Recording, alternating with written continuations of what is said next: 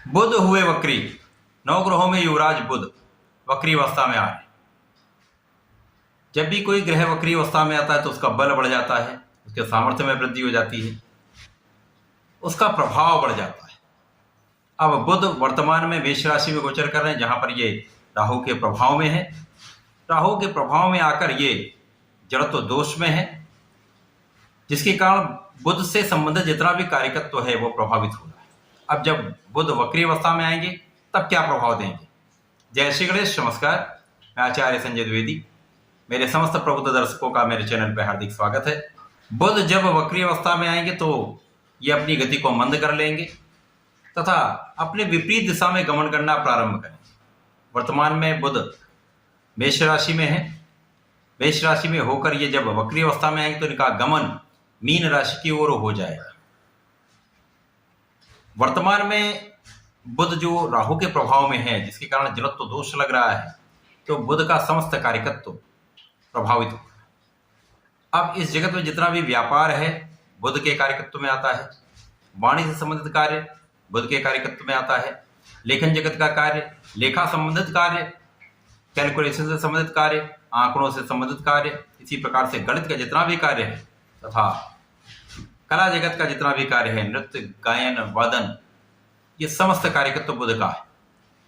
दुनिया में कोई भी ऐसा कार्य है जहां पर बुध के कार्यकत्व का कोई ना कोई उपयोग ना होता, तो निश्चित रूप से सभी प्रकार के उद्योगों में, व्यापार में, कार्यक्षेत्र में ये निश्चित रूप से प्रभाव पड़ रहा है। बुध चूंकि त्वरित अपना संपूर्ण प्रभाव दे देते हैं, क्विक रिस्पांस प्लैनेट है, अतः इनका प्रभाव समस्त राशियों पर त्वरित पड़ता है।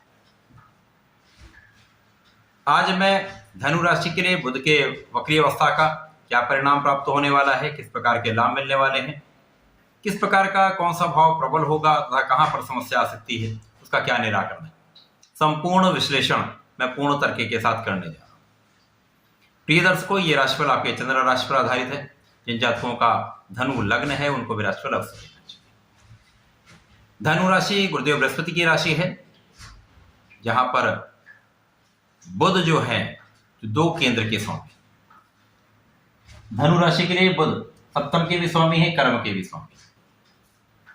सप्तमेश तथा कर्मेश का गोचर वर्तमान में पंचम भाव में चल रहा है। पंचम भाव जो कि मेष राशि है, यहाँ पर राहु भी है, यहाँ पर बुध भी है, यहाँ पर सूर्य भी है तथा वर्तमान में यहाँ पर गुरु का गोचर भी प्रारंभ हो चुका है।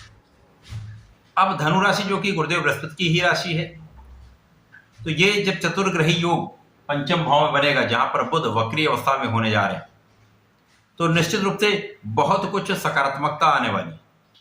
कारण क्या है? सप्तम के स्वामी तथा कर्म के स्वामी अभी तक राहु के प्रभाव में थे। जब राहु के प्रभाव में है तो यहां पर निश्चित रूप से जड़ तो दोष बना है, जिसके कारण बहुत सारी चीजें जड़ हो गई, मूवमेंट कम हो गया, मंद गति हो गई, कार्यक्षेत्र में भी उतना लाभ नहीं मिल पा रहा, व्यापार में भी कहीं ना कहीं धन का आवागमन कम हो गया। तो संपूर्ण रूप से सभी क्षेत्रों में आपके कार्य की गति मंद हो गई। इसी प्रकार से सप्तम का वही भाव कहीं ना कहीं प्रभावित हो रहा है, जिसके कारण जीवन साथी के साथ अथवा साझेदारी में कुछ तनाव की स्थिति बनी। परंतु जैसे ही बुध वक्री अवस्था में आएंगे तो बुध का गमन मीन राशि की ओर हो जाएगा। ये विपरीत दिशा में गमन करना प्रारंभ करें। जब विपरीत दिशा में गमन करना प्रारंभ करें तो ये राहु के प्रभाव से मुक्त होने लगेंगे। अब राहु के प्रभाव से मुक्त होंगे तो जड़ दोष से दूर होंगे तथा यहाँ पर धनु राशि के स्वामी गुरुदेव बृहस्पति के साथ संबंध बनेगा। ये युति संबंध निश्चित रूप से धनु राशि के जातकों के लिए अत्यंत लाभकारी हो, क्योंकि गुरुदेव बृहस्पति तथा बुध का संबंध आपको ज्ञानवान भी बनाता है, आपको बुद्धिमान भी बनाता है, आपके बुद्धि का भाव अत्यंत प्रबल हो जाता है, बुद्धि कुशाग्र हो जाती है तथा बहुत सोच विचार कर कार्य करते हैं, बहुत प्लानिंग के साथ आप कार्य करते हैं, आपका मैनेजमेंट बहुत अच्छा होता है। तो निश्चित रूप से इस समय आप बहुत सोच विचार कर कार्य करने वाले हैं तथा यहाँ पर जब जड़ दोष से दूर होंगे तो आपके कार्यक्षेत्र में प्रबलता आने लगेगी, आपके धन के क्षेत्र में प्रबलता आने लगेगी तथा यहाँ पर बुध जो पंचम का प्रभाव दे रहे थे वो पंचम के साथ साथ चतुर्थ का भी प्रभाव देने लगे, जो कि गुरुदेव की राशि, गुरुदेव के साथ संबंध भी, तो निश्चित रूप से इस समय आपके माता पिता का आशीर्वाद आपको प्राप्त होगा। माता के स्वास्थ्य में जो समस्याएं थी वो भी दूर होंगी।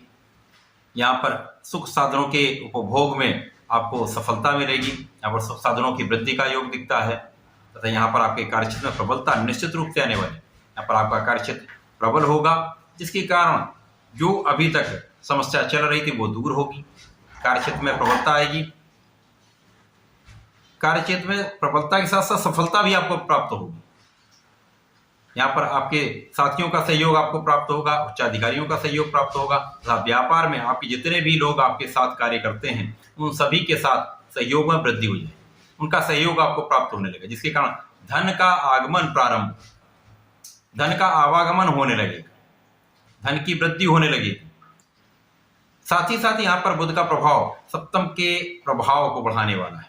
इसके साथ जीवन साथी साझेदारी का भाव दोनों प्रबल होंगे। यहाँ पर जीवन साथी के साथ संबंध बहुत अच्छे रहेंगे, आपसे संबंधों में मधुरता आएगी तथा साझेदारी में भी आपका लाभ बढ़ जाए। जो विवाद हैं वो दूर हो जाएंगे तथा यहाँ पर धन की प्रबलता प्राप्त हो जाएगी। साथ ही साथ आपके लग्न को भी प्रबलता प्राप्त होगी। यहाँ पर लग्न भी प्रबल होगी। आप बहुत सोच विचार कर निर्णय लेंगे तो निश्चित रूप से ये समय आपको लाभ दिलाने वाला। तो वक्री बुध का प्रभाव निश्चित रूप से धनु राशि के जातकों के लिए अत्यंत शुभ प्रभाव देने वाला है। आपके कार्यक्षेत्र को प्रबल करके धन का लाभ कराने वाला है तथा आपको बहुत विचारवान, ज्ञानवान तथा बुद्धिमान बनाने वाला है, जिससे आप सही ढंग से अपने जीवन को चला सकें, सही ढंग से अपने कार्यक्षेत्र में प्रगति कर सकें। धनु राशि के जातक वैसे भी बहुत बुद्धिमान, ज्ञानवान होते हैं। यहाँ पर आपको नियमित रूप से श्री हरि की शरण में रहकर उनके मंत्र का जाप करना चाहिए। ओम नमो भगवते वासुदेवाय का कम से कम एक माला का जाप करें तथा प्रत्येक शनिवार को यदि आप संकर मोचन के हनुमानाष्टक का पाठ कर लेते हैं तो आप समस्त संकटों से भी मुक्त होंगे, लाभ की वृद्धि भी होगी। तो ऐसा करें, इसका लाभ लें। धन्यवाद, नमस्कार।